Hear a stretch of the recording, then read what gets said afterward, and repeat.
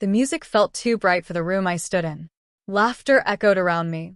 Glasses clinked, and the soft hum of Christmas lights painted everything in gold.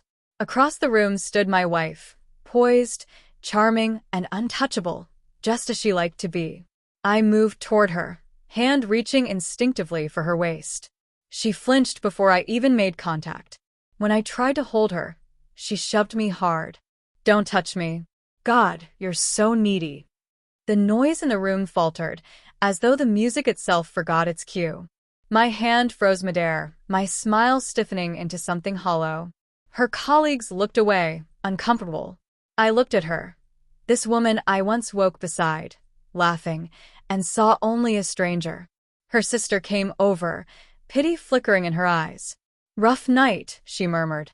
I smiled faintly. "The last one, actually."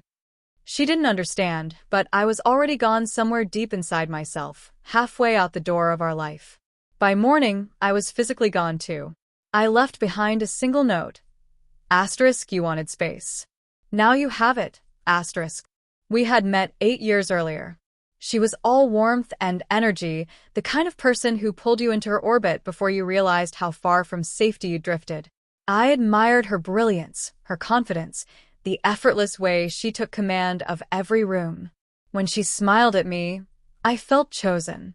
When she loved me, I felt lucky. Now I know that's how people like her make you stand still before they strike. The change happened slowly. Her phone began to live face down. Her laughter became softer, saved for someone else. Dinner turned to silence, kisses to habit. I told myself she was tired.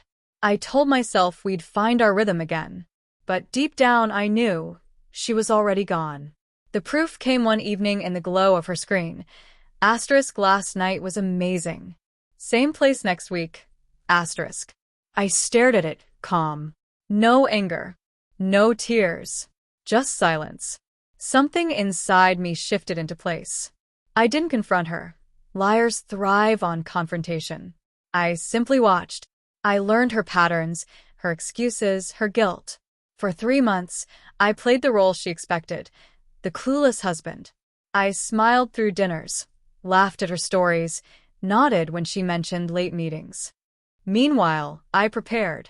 I moved my pay into an account she didn't know about, shifted the mortgage into my name, collected screenshots, receipts, records, quiet proof for what was to come. I met with a lawyer, a man who understood the kind of revenge that doesn't raise its voice. Together, we built my exit, clean, precise, final. When everything was ready, I waited for the right moment. She gave it to me, the company holiday party. She wanted an audience, she wanted control. So I let her have both. The night after, while she slept off her wine and venom, I set the plan in motion. Every shared account was emptied, my half, exactly. The car keys were gone. The house title now bore only my name. The locks were changed. At 7 a.m., her phone would light up with a single message, "Check your email." Inside, she'd find divorce papers, stamped, signed, final, and a file of her own texts, photos, and messages with her coworker. HR was copied. The subject line read, "Transparency builds trust." When it was done, I turned off my phone and drove away. No music, just the sound of tires on wet asphalt.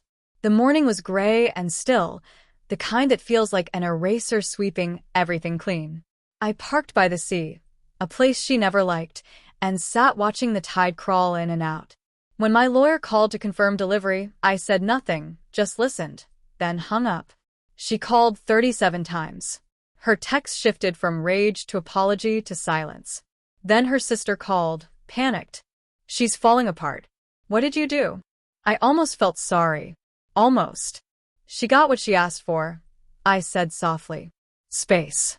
Weeks went by. Friends reached out, curious. "You okay?" they asked. I told them yes. But it wasn't quite that. I wasn't okay. I was free. Free from walking on eggshells disguised as love. Free from begging to be treated like I mattered. Betrayal doesn't destroy you. It clears your vision. And once you see things clearly, you can never unsee them. Sometimes I still replay that night, the way she recoiled from my touch, the disgust in her eyes. It used to sting. Now it feels like the exact moment I finally woke up.